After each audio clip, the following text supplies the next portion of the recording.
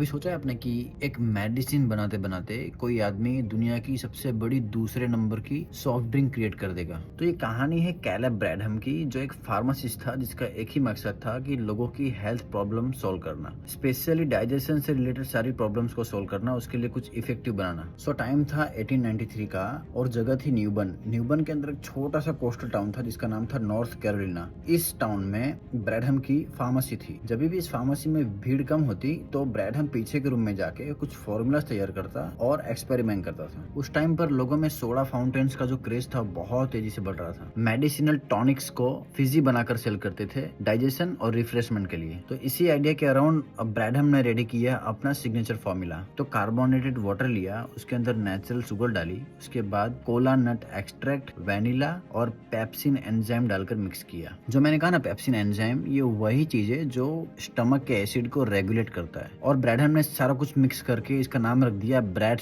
Drink. So people started coming again and again और कहते थे कि ये स्टमक में बहुत अच्छा फील होता है और इसका टेस्ट भी बहुत अच्छा है। सो ब्रैडहम ने रियलाइज किया कि एक सिर्फ टॉनिक नहीं है, एक पोटेंशियल बिजनेस है। सो 1898 में उसने ड्रिंक का नाम ऑफिशियली बदला और रखा पेप्सी कोला। सो पेप्सिन से इंस्पायर्ड, डाइजेशन का सिंबल, और जो कोला था वो इंडस्ट्री का नया बज़ वर्ड था। सो इस टाइम पर ब्रैडहम ने मार्केटिंग और बॉटलिंग पर फोकस करना शुरू किया। सो 1902 में उसने पेप्सी कोला कंपनी को ऑफिशियली रजिस्टर किया। अपने गैरेज के एक हिस्से को उसने बॉटलिंग प्लांट में कन्वर्ट कर दिया। 1904 में पेप्सी की डिमांड बहुत बढ़ने लगी। कंपनी ने फ्रेंचाइजी बॉटलिंग मॉडल एडॉप्ट किया। लोकल बॉटलर्स ने पेप्सी सेल करना शुरू किया अक्रॉस 24 यूएस स्टेट्स में। लेकिन हर ग्रोथ स्टोरी में एक इन्फ्लेक्शन पॉइंट होता है और ब्रैडहम के लिए वो था वर्ल्ड वॉर 1। तो वॉर के टाइम पर शुगर की जो प्राइस थी वो बहुत हाई चली गई। तो ब्रैडहम ने फ्यूचर का सोचकर उसने बहुत सी शुगर स्टॉक करके रख ली। उसने सोचा कि वॉर के बाद ये शुगर की प्राइस बहुत ज्यादा बढ़ने वाली है, लेकिन मार्केट ने उल्टा टर्न ले लिया।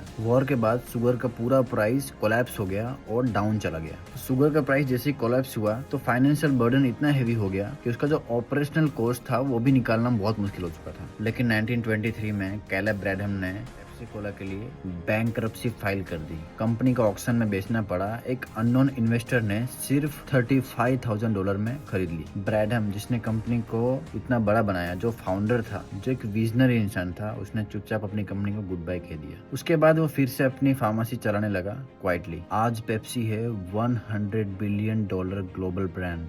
सिर्फ स्टार्ट किया था एक मेडिसिनल फॉर्मूला से जो पेप्सी कोला बना। उसके बाद कंपनी बैंकरप्ट हुई, किसी और ने खरीदी बहुत कम पैसों में। कोई और अर्न कर रहा है अब, और अर्न नहीं, वर्ल्ड में रूल कर रहा है सॉफ्ट ड्रिंक सेक्टर में। तो ये थी छोटी सी स्टोरी पेप्सी की, और फिर मिलेंगे एक नई स्टोरी के साथ। Till then take care, bye.